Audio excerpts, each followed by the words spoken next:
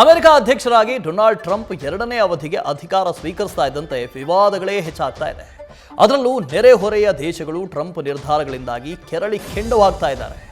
ಮೊದಲಿಗೆ ಅನಧಿಕೃತವಾಗಿ ಅಮೆರಿಕಾಗೆ ವಲಸೆ ಬಂದು ನೆಲೆಸಿದ್ದವರನ್ನೆಲ್ಲ ಹುಡುಕಿ ಅವರ ದೇಶಕ್ಕೆ ವಾಪಸ್ ಕಳಿಸಿದ್ದಾಯಿತು.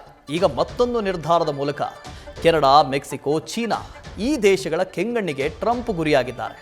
ಅದರಲ್ಲೂ ಪ್ರಮುಖವಾಗಿ ಕೆನಡಾ ಅಧ್ಯಕ್ಷ ಟ್ರುಡೋ ಅಮೆರಿಕ ವಿರುದ್ಧ ಸುಂಕ ಅಸ್ತ್ರ ಪ್ರಯೋಗಿಸಿದ್ದಾರೆ.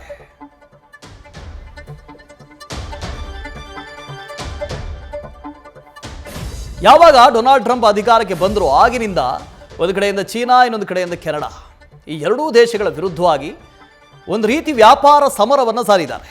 ಅಮೆರಿಕಾಗೆ ಆಮದಾಗುವಂಥ ವಸ್ತುಗಳ ಮೇಲೆ ಹೆಚ್ಚಿನ ಸುಂಕವನ್ನು ವಿಧಿಸುವುದಕ್ಕೆ ಈಗ ಟ್ರೂಡೋ ನಿರ್ಧಾರ ಮಾಡಿದ್ದಾರೆ.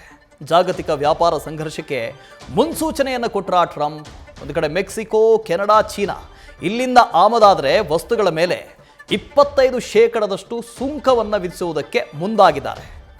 ನಿನ್ನೆಯಿಂದಲೇ ಅಮೆರಿಕದಲ್ಲಿ ಈ ಹೊಸ ಕಾನೂನು ಜಾರಿಯಾಗ್ತಾ ಇದೆ. ಕೆನಡಾದಿಂದ ಆಮದಾಗುವಂಥ ತೈಲ, ಇಂಧನದ ಮೇಲೆ 10% ಸುಂಕ. ಅಮೆರಿಕಾದಿಂದ ನಿರ್ಧಾರದಿಂದಾಗಿ ಕೆನಡಾ ದೇಶ ಸಿಡಿದೆದ್ದಿದೆ. US-ನಿಂದ ಆಮದಾಗುವಂಥ ವಸ್ತುಗಳ ಮೇಲೆ 25% ಸುಂಕ ಹಾಕುವುದಕ್ಕೆ ಮುಂದಾಗಿದೆ. ಅಮೆರಿಕದವರು ನೀವು ಕೆನಡಾದ ಮೇಲೆ 10% ಹಾಕ್ತೀರಾ, ನಾವು 25% ಹಾಕ್ತೀವಿ ಅಂತೇಳಿ ಅವರು ಕೂತ್ಕೊಂಡಿದ್ದಾರೆ. $155 ಶತಕೋಟಿ ಮೌಲ್ಯದ ವಸ್ತುಗಳ ಮೇಲೆ ಈ ಸುಂಕ ಅಪ್ಲೈ ಆಗುತ್ತೆ. ಫೆಬ್ರವರಿ 4ರಿಂದಲೇ ಈ ಹೊಸ ಸುಂಕ ಜಾರಿ ಆಗ್ತಾ ಇದೆ ಅಂತ ಟ್ರುಡೋ ಹೇಳಿದ್ದಾರೆ. ಮೆಕ್ಸಿಕೋ ಅಧ್ಯಕ್ಷರಿಂದಲೂ ಇದೇ ಥರ ನಾವು ಸುಂಕ ವಿಧಿಸ್ತೀವಿ ಅಂತ ಹೇಳಿದ್ದಾರೆ. ಸುಂಕ ರಹಿತ ಕ್ರಮ ಜಾರಿಗೆ ಆದೇಶವನ್ನು ಹೊರಡಿಸಲಾಗಿದೆ.